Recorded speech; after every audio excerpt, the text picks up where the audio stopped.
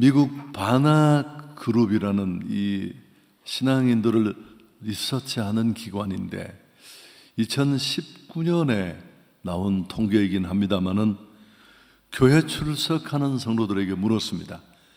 전도가 중요하다고 생각하십니까? 그렇게 물었더니만 67%의 사람들이 그렇다, 그렇게 대답을 했습니다. 그런데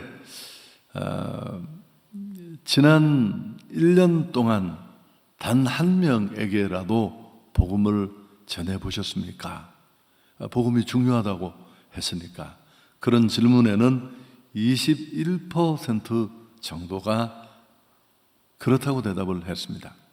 한국의 상황은 더 심각한데요. 지난 1년간 전도를 한 번이라도 해본 사람은 불과 14%에 불과했습니다. 10명 중에 8명, 9명은 전도가 중요하고 복음 전하는 일이 우리에게 주어진 대단히 중요한 직무임을 알지만 실제로는 전하지 않는다라는 그런 통계입니다. 여러분, 왜 이런 격차와 괴리가 존재할까요? 너무 바빠서. 또 혹시라도 거절당할까 하는 두려움 때문에, 혹은 내 주변에 전도할 사람이 없어서, 이런 여러 가지 이유가 있을 텐데 우리는 언제나 핑계를 댈 때가 많습니다. 오늘 함께 읽은 성경에는 이런 우리의 모습과는 다른 몇 사람이 등장합니다. 본문의 내용을 우리가 대체적으로 알고 있습니다마는 중풍병 환자를 예수께로 그들은 이끌어 왔습니다. 거동할 수 없으니까. 이미 예수님 계신 곳에 사람들이 많이 모여서 들어설 자리조차 없습니다. 그때 그들은 지붕을 뚫어 버립니다. 그리고 환자를 달아내려 문제를 해결합니다. 이 네 사람을 좀 우리가 오늘 주목했으면 합니다. 상식적으로 생각하면 무례하고 이런 모습은 과격하고 심지어 주변 사람들의 재산상의 피해를 끼치는 그런 몰지각한 행태로도 보여질 수 있습니다. 그렇지만 예수님은 이런 그들의 행동을 보시고 그게 믿음이다, 그렇게 인정하셨습니다. 오늘 이 네 사람의 얘기를 통해 우리는 많은 것을 생각하게 됩니다. 진정한 믿음이 도대체 뭔가? 또 그런 진정한 진짜 믿음을 가졌다면, 그런 믿음을 가진 자로서 나는 무엇을 해야 하고 또 주어진 그 일을 어떻게 해야 하는가, 이런 도전들을 받게 됩니다. 몇 가지 오늘 말씀을 따라 은혜를 나누기를 원하는데요. 우선 첫 번째, 성경을 보면 이상한 점이 있습니다. 이 중풍병자, 거동할 수 없는 사람을 들것에 들어서 데려왔는데 예수님이 그 환자를 보시고 먼저 하신 말씀이 참 주목할 만합니다. 5절 뒷부분에 작은 자여 내 죄사함을 받았느니라. 육체의 병을 고쳐 달라고, 거동할 수 있는 자유함을 얻기 위해서 왔는데 병 고치러 온 사람에게 병은 고사하고 예수님은 죄 사함을 먼저 선포하셨습니다. 좀 의아하지 않습니까? 왜일까요? 여기서 우리는 기독교 복음의 본질을 발견하게 됩니다. 가장 시급한 것은 육체병이 아니라 영혼의 병입니다. 죄를 해결하는 겁니다. 가장 필요한 것은 일시적인 자유가 아니라 영원한 구원이기 때문에 그렇습니다. 우리에게 진짜 필요한 건 죄사함이거든요. 이게 바로 복음이 필요한 이유입니다. 여러분, 아무리 육신의 병이 남고 등 따시고 배부르고 잘 먹고 호의호식해도 죄를 해결하지 못하면 우리는 죽음을 맞게 되고 찰나 인생이 끝나면, 그리고 결국은 심판받고 영원한 형벌을 받을 수밖에 없으니까요. 그렇지만 영혼 구원이 확정될 때, 죄사함의 은혜 아래 있을 때 삶의 문제도 육체 치유도 따라오는 축복으로 누리게 됩니다. 복음 전도는 교회 좌석을 채우려는 몸부림이 아닙니다. 오히려 그 포커스는 영혼 구원에 있습니다. 오늘 이 네 사람도 그런 게 있었거든요. 이분들이 가족인지 친지인지 친구인지 이웃인지 그 정체를 성경은 밝히고 있지 않습니다. 오히려 그게 우리에게 더 좋은 것 같아요. 이 네 사람에게는 중풍병으로 쓰러진 이 사람을 바라보면서 그들 안에 있었던 확신이 있었습니다. 예수님만이 그를 자유케 할 수 있고 그를 고칠 수 있고 그를 살릴 수 있다는 확신과 믿음인 줄 믿습니다. 이미 그들이 경험하고 누리고 있기 때문에 그렇습니다. 믿음은 진짜 예수님을 아는 거예요. 부자 만드는 예수님이 아니라 내 병을 고쳐주고 내 문제를 해결해 주는 정도의 예수가 아니라 인간의 골깊은 죄라는 절망을 끊어내실 수 있는 분, 예수가 그리스도 되신 줄 믿습니다. 인간의 모든 문제는 죄의 문제와 연결되어 있습니다. 그 문제 해결은 바로 예수님밖에 없습니다. 우리는 이 사실을 알고 있습니다. 자, 두 번째, 오늘 이 네 사람은 중풍병자를 들것에 메고 예수께 나왔습니다. 근데 문제가 생겼잖아요. 너무 많은 사람들이 이미 모여 문 앞까지도 들어설 자리가 없었습니다. 자, 그런데 오늘 이런 문제 앞에 딱 맞닥뜨려지자 두 부류의 사람을 우리가 볼 수 있는데, 우선 첫 번째는 이 모임의 장소의 문을 막고 있는 무리입니다. 2절에 보면 많은 사람이 모여서 문 앞까지도 들어설 자리가 없다. 물론 이들은 악의가 있는 건 아니에요. 단지 예수님의 말씀을 듣기 위해서 좋은 의도로 모인 사람들입니다. 그러나 결과적으로 보면 이들이 중풍병자가 예수께 나가는 길을 막고 있지 않습니까? 좀 비유를 해보면 혹시 우리의 모습, 나의 모습은 아닐까? 교회 와서 먼저 은혜 받고 있지만 새로운 영혼이 들어올 자리를 내가 맡고 있지는 않은지, 내 필요, 내 은혜 받는 일에만 집중하고 있어서 결국은 부르심과 보내심에 더 큰 의미를 놓친 채 자기중심적이고 자기 이해를 따르는 신앙생활만 하고 있는 사람은 아닌지, 부르시고 구원 주신 삶에 대해서 기본적으로 내 안에 감사와 감동이 있는데 보내시고 복음을 전해야 된다는 이 당위성 앞에 깨달음도 실천도 없는 사람은 아닌지. 여러분, 그러나 결과적으로 이들이 중풍병자가 예수님께 나가는 길을 막았다는 사실도 한번 돌아보면 좋겠습니다. 두 번째 부류는 바로 오늘 이 네 분의 사람이죠. 친구인지 누군지 모르지만 이 네 사람은 포기하지 않았습니다. 오늘 4절이 중심절인데 함께 읽습니다. 무리들 때문에 예수께 데려갈 수 없으므로 그 계신 곳에 지붕을 뜯어 구멍을 내고 중풍병자가 누운 상을 달아내렸다. 당시 팔레스틴 지역의 가옥 구조를 보면 대부분 평평한 지붕이었습니다. 나무로 들보를 얼기설기 만들고 갈대와 진흙을 섞어서 지붕을 만들고 그렇게 살았습니다. 그런데 이 지붕을 뚫는다는 것은 쉽지 않은 일입니다. 그럼에도 불구하고 진흙을 파내고 갈대를 걷어내고 들보는 옆으로 치우고 또 오늘 이 성경에 나오는 내용처럼 침상 하나를 달아내릴 정도의 큰 구멍을 뚫어야만 했습니다. 그리고 그 침상 네 기퉁이에 줄을 묶고 들것을 안전하게 예수님 앞으로 달아내려야 했으니까요. 여러분, 시간이 얼마나 걸렸을까요? 최소한 30분에서 1시간은 더 걸렸을 겁니다.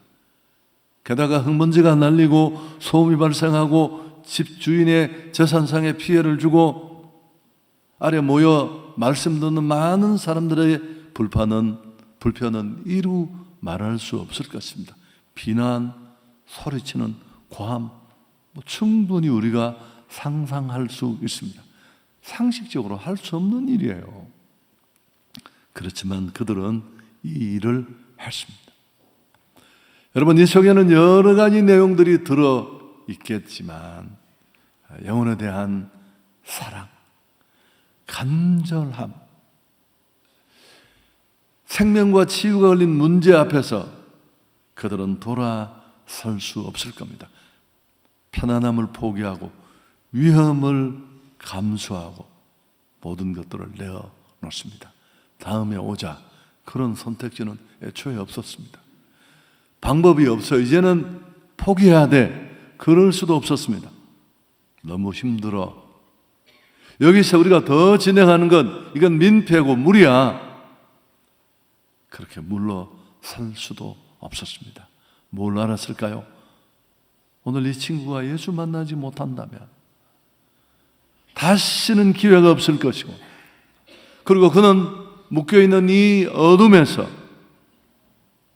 치유될 수 없다는 것을 너무너무 잘 알았습니다.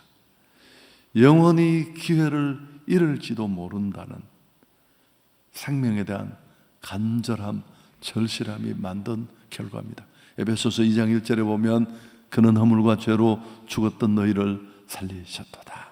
여러분, 오늘 이 중풍병자의 모습은 영적으로 보면 잘 사는 것처럼 보이지만 또 전혀 문제 없는 것처럼 나는 내 삶을 영위하고 누리고 있다고 착각하지만 죄에 걸려 죽음을 향해 순간의 삶을 갉아먹으며 치닫는 많은 그리스도 밖의 불신자들을 상징합니다.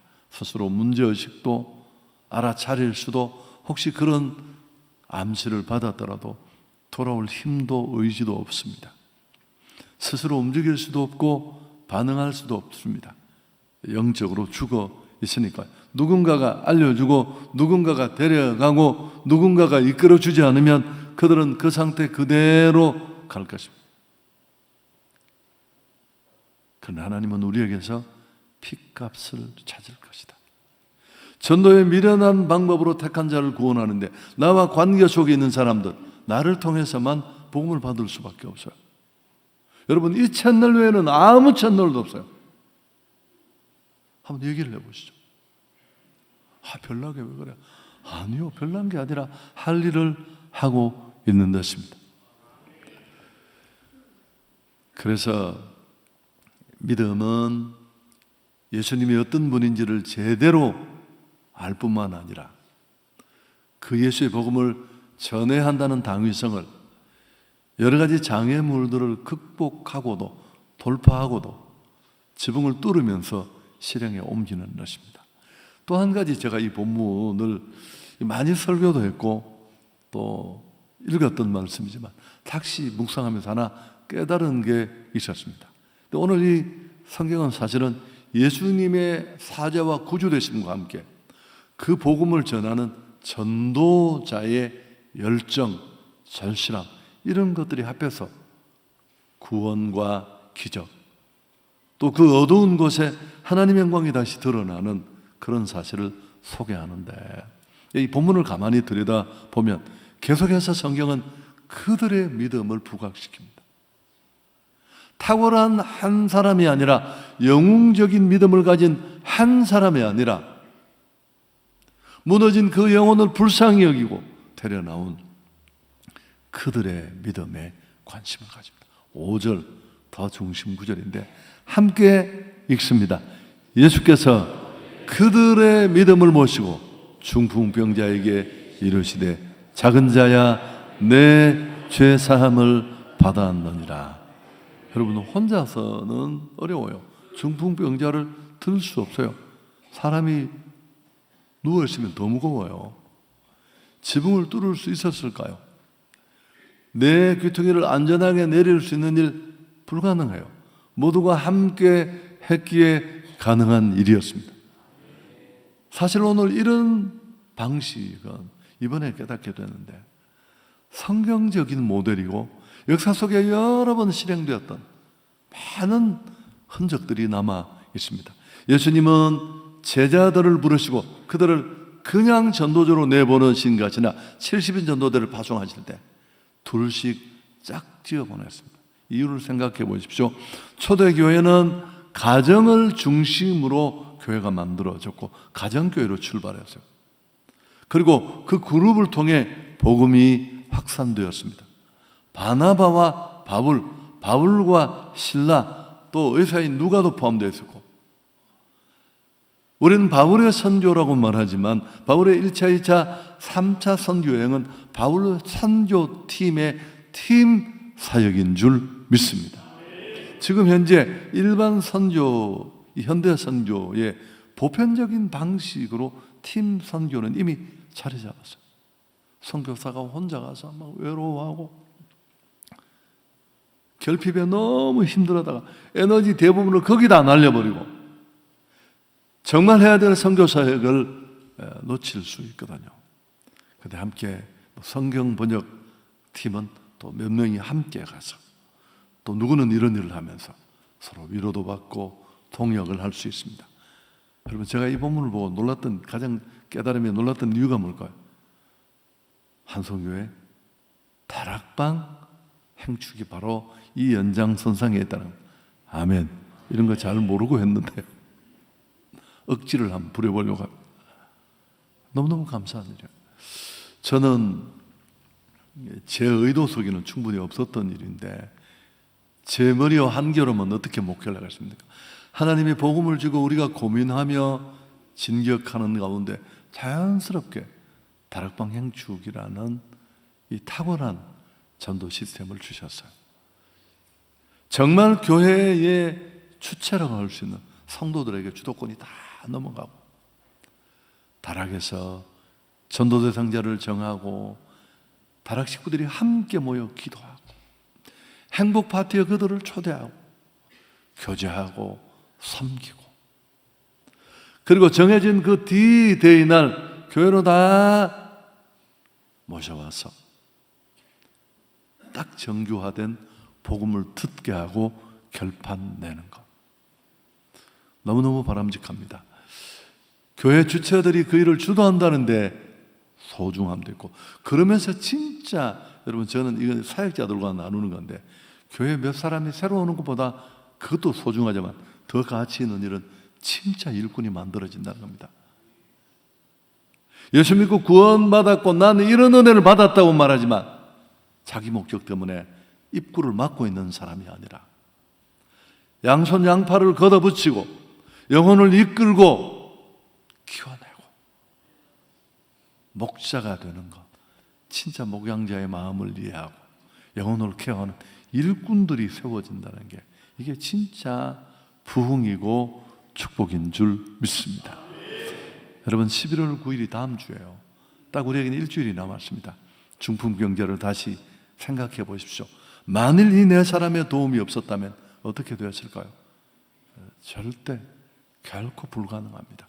예수님께 갈 수도 없었고, 아마도 이 친구와는 그런 일어나 예수님께 갈 의지조차 없었을지도 몰라요. 우리가 성경을 통해 확인할 수는 없지만, 그렇지만 이 네 사람이, 야 가보자, 그분께 가면 해결책이 있다, 와보니까 또 문이 막혔습니다, 그렇다고 했지, 가자. 아니야, 그들은 포기하지 않았습니다. 지붕을 뚫었고,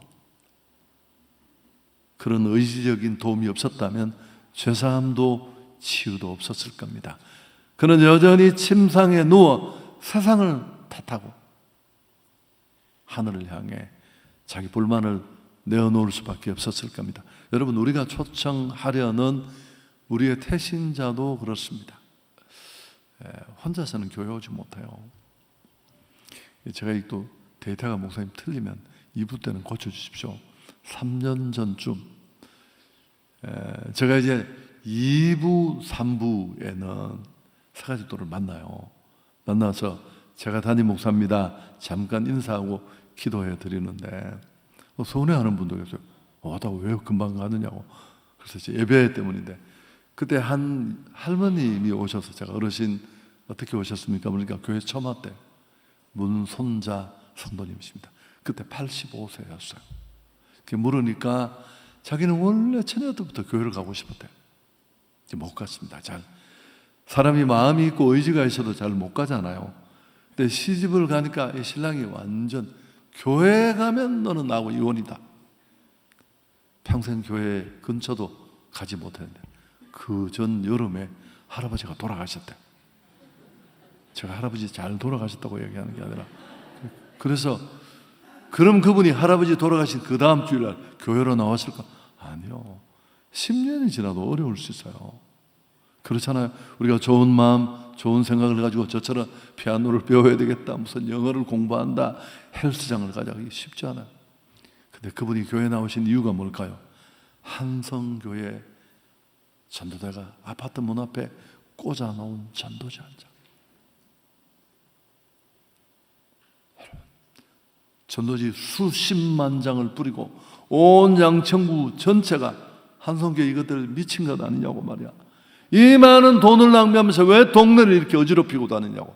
저 이런 욕 많이 얻어먹었거든요. 그런 욕이 아무리 많더라. 여러분, 경제 논리로 효율성으로 우리가 접근하면 이건 진짜 말도 안 되는 짓이에요. 무식하고 민주시대에 상식적이지 않고.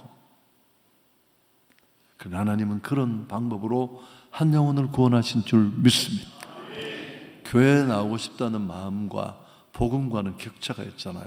복음이 필요하지만 진짜 필요를 알 수도 없고 스스로 반응할 수도 없습니다. 영적으로 죽어 있으니까. 자, 고린도서 4장 4절 늘 보여드렸습니다. 또 한 번 함께 읽습니다. 그 중에 이 세상의 신이 믿지 않는 자들의 마음을 혼미하게 하여 그리스도의 영광의 복음의 광채가 비치지 못하겠다. 감각이 다 묶여 있습니다. 무력해요. 돌이킬 수 없습니다. 우리가 이끌고 강권해야 할 줄 믿습니다. 나 안 가고 싶어요, 스님 만나. 그럼 알았어. 그럴 수 없는 거예요. 설교 정리합니다. 지금은 지붕을 뚫어야 할 때입니다. 난관을 만났다고 돌아서 그래 다음번에 하자, 그렇게 해서는 안 됩니다. D-Day 7일, 이 결정적 한 주일 우리는 최선을 다해야 됩니다. 전도는 선택이 아니라 구조입니다. 정보를 주는 정도가 아니라 죄 묻고 죽어가는 한 영혼을 구조하고 살리는 일입니다. 구조해야 될 대상자의 의사는 그렇게 중요하지 않아요. 소방관이 불난 집에 막 구조하러 들어갔다, 나 여기 따뜻한데 좋아요, 애들들 그렇게 말한다. 네, 잘 지내십시오. 그럴 수 있나요? 제 비유도 웃기지만 생명을 살리는 건 극단의 작전입니다. 핑계가 있을 수 없습니다. 벽을 만나면 돌파해야 할 줄 믿습니다. 누가복음 14장 23절에 강권하여 데려다가 내 집을 채워라. 제가 강권의 가치에 대해서 몇 년 전에 설교했습니다. 전도 잘하는 사람들은 다 이런 게 있어요. 사랑의 강권입니다. 오늘 이 네 사람 안에 있었던 그 협력의 끈끈함을 만들었던 것, 그들이 고비를 돌파하고 지붕을 뚫고 상식을 뛰어넘었던 것, 그 강권은 무례함으로 보여질지 모르지만 그 안을 들여다보면 영혼을 사랑하는 마음, 절실함인 줄 믿습니다. 하나님이 하늘 보좌를 버리고 이 낮은 땅에 사람의 몸을 입고 와서 살찌고 피 흘려 죽으면서 보여주신 게 이거예요. 야, 내가 너희를 이렇게 사랑하고 이런 모습으로 내가 너희를 포기하지 않았는데 내 사랑을 의심하니? 우리가 아직 죄인 되었을 때 그리스도께서 우리를 위하여 죽으심으로 하나님이 우리에 대한 자기의 사랑을 확증하셨느니라. 내 친구는 무례했습니다. 지붕 뚫었으니까 과격하고 불편을 끼쳤지만 그들은 예의보다 생명을 지켰습니다. 자, 한 주간 동안 어떻게 하면 좋을까요? 첫 번째, 한 사람의 이름을 부르며 기도합시다. 주님, 내 태신자가 꼭 교회 나올 수 있도록 도와주십시오. 금식합시다. 한 끼라도. 지금까지 나를 위해 살았지만 한 영혼을 살리는 이 가치였는데,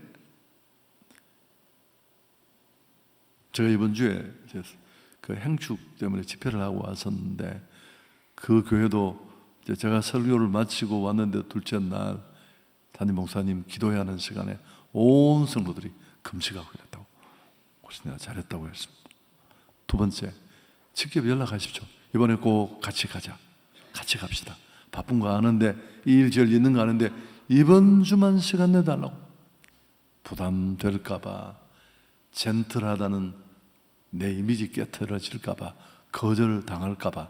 여러분, 그 염려보다, 그 핍박보다, 그 외면보다 영혼이 더 소중한 줄 믿습니다. 세 번째, 다락방 식구들과 함께 하십시오. 아멘. 이번에 그렇게 합시다. 우리 담당 교육자들도 도와주시고, 필요하면 함께 초청하고, 그 자리에 함께 있고, 식사도 함께 하고, 미술관도 필요하면 함께 가고, 주차도 돕고. 마태복음 9장 37절 38절 읽습니다.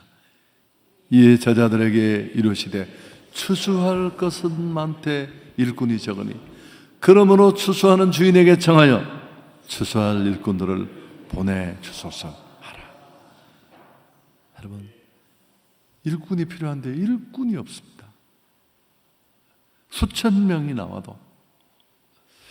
제가 이번에 부산의 주안교회라는 곳에 이제 집회를 하고 왔는데, 경산중앙교회 부목으로 계시던 분이 제 있을 때 아니고 제 떠나고 이제 부산의 담임 목사가 되어서 이제 저를 알기에 복음을 향하여라는 타겟으로 가을 행축을 준비하면서 제가 이제 그 독려하는 강사로 갔습니다.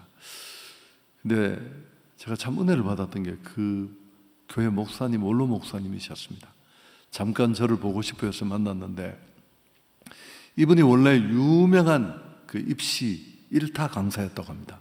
대구를 잘하시더라고요. 뭐 대구 유신학원, 한샘학원, 제가 한때 시험을 다시 친다고 공부를 했던 곳인데 아주 유명한 강사였대요. 서울에서도 알려졌고, 장로님으로 교회를 열심히 섬기던, 물질도 많이 헌신하고, 그러다가 고향 부산에 와서, 창원 부산에 와서 또 강사를 하다가 이분이 몹쓸 병에 걸렸는데 하나님이 기적적으로 병을 고쳐 주셨습니다. 그리고 50살에 제가 그랬거든요. 저는 교회 개척하시는 분 무조건 존경합니다. 그러니까 목사님, 저는 몰려서 한 겁니다. 네가 이 놀라운 복음을 맛보았는데 어떻게 그냥 있겠냐. 그 50살에 신앙을 시작했습니다. 그분이 학원 강사를 할 때 그 1타 강사 광고지에 반드시 주 예수를 믿어라, 그래야만 너와 내 집이 구원을 받으라 문구를 넣었대요. 말도 안 되잖아요. 88년도에 한 학원에서 계약금으로 6천만 원을, 지금도 큰 돈, 어마어마한 돈인데 나 6천만 원 안 받겠다고, 이 문구를 넣어달라고. 얼마나 겸손해. 저보고, 저는 목사님 지금도 아무것도 못한다고. 저는 그저 교회 사찰일 뿐입니다. 진정한 믿음은 예수님이 누구신지, 복음이 어떤 놀라운 위력을 가졌는지 제대로 아는 것입니다. 아는 사람은 어떤 직업 수행보다, 6천만 원보다, 명예보다 이 놀라운 일에 전념하게 될 줄 믿습니다. 오늘 집사님 기도해 주셨는데, 내가 복음을 부끄러워하지 않아. 이 복음은 모든 믿는 자에게 구원을 주시는 하나님의 능력이 됩니다.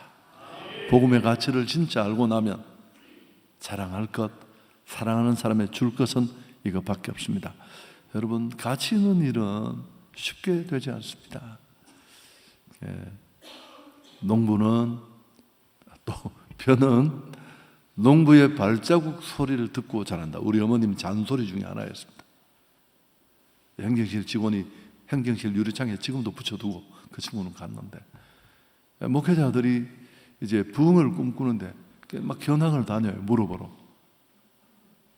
그냥 뭐 이렇게 특별한 방법 하나를 들이대면 막 교회가 여러분, 우리가 막 5만 명, 1만 명 이런 교회를 하도 많이 봐서 그런데 한국 교회 80%가 50명 미만이에요. 근데 그 하나님의 은혜지만 참 잘 자라는 벼도 농부가 날마다 밭에 가는 그 농부의 발자국 소리를 듣고 결실을 맺는다는 것.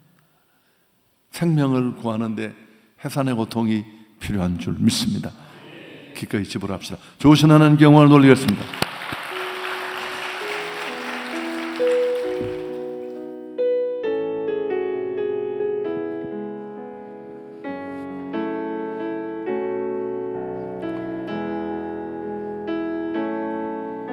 주 부르심 따라 예수 이름 부르며 나의 인생을 드렸네. 사람들이 이해 못하고 결과 어떠하든지 주만 따라가기 원해. 이제와 돌이켜보니 그저 부끄러울 뿐 모두 다 주의 은혜라. 벼랑 끝에서 나를 주의 손이 이끌어 여기까지 인도하셨네. 하나님 사랑 날 떠나지 않고 끝까지 사랑하셨기에 오직 예수와 십자가만 바라보면서 너의 생명도 아낌없이 드리길 원한네. 아멘 아멘. 내 노래가 상한 영혼 일으켜 다시 살게 하는 노래가 되기. 주배 올 때 착한 일꾼이라 칭찬받기. 손 들고 찬양합니다. 내 노래가 아멘. 내 노래가 상한 영혼 일으켜 다시 살게 하는 노래가 되기. 주에 올 때 착한 이뿐이라 칭찬받기 나오. 기도하겠습니다. 하나님, 오늘 말씀처럼 나도 한 영혼을 향해 담대히 일어나 그들을 기꺼이 주님 앞으로 이끄는 어떤 난관, 어떤 고비가 있더라도 복음의 확신을 가지고 지붕을 뚫는 돌파의 사람으로 이번 가을 영축을 감당하겠습니다. 나를 통해 나의 태신자가 주님 앞으로 나오게 해주시고 복음을 듣게 하시고 예수 믿는 역사가 일어나게 해 주옵소서. 주님 한번 잡고 기도합니다. 주여. 존귀하신 하나님, 오늘도 은혜의 자리에 나와 여호와의 말씀을 듣습니다. 중풍병에 걸려 요동할 수 없는 한 사람, 그러나 내 사람의 적극적인 도움으로 그들은 주님 앞에 나왔고 가로막는 장애물이 있었지만 지붕을 뚫고 돌파함으로 말미암아 마침내 예수님 만나 죄를 해결하고 자유함을 얻었습니다. 그래서 하나님의 살아계신 복음의 영광이 드러나게 되었습니다. 여 하나님, 한성교회가 오늘 이 말씀 속에 있는 팀으로 전도하는 일, 합심하여 복음을 전하는 일, 역사 속에 성경 속에 증명된 일을 우리 교회가 실행합니다. 하나님, 후반기 가을행 축은 다락을 중심으로 이루어집니다.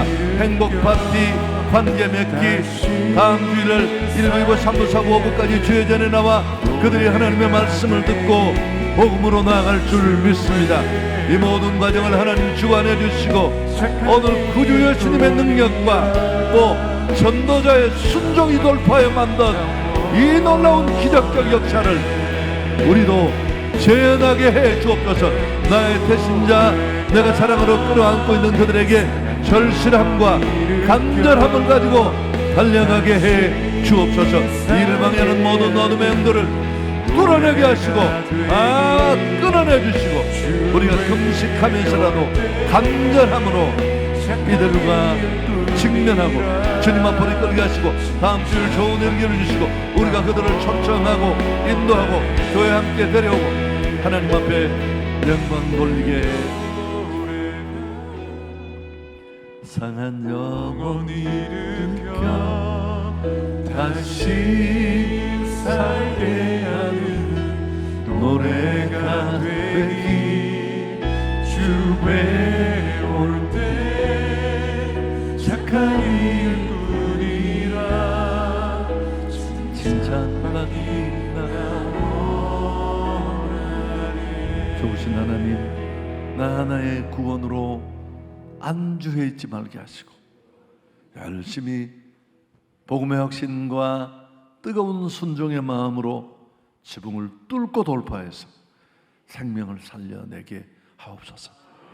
주님 앞에 섰을 때 잘했다, 충성된 종이라고 인정받는 우리 모든 다락 성도들이 되게 해 주옵소서. 우리 주 예수 그리스도의 은혜와 하나님 우리 아버지의 놀라우신 사랑과 성령이 함께 하시는 은혜가 예배하는 우리 성도들 가운데 영원토록 함께 계실지어다. 아멘.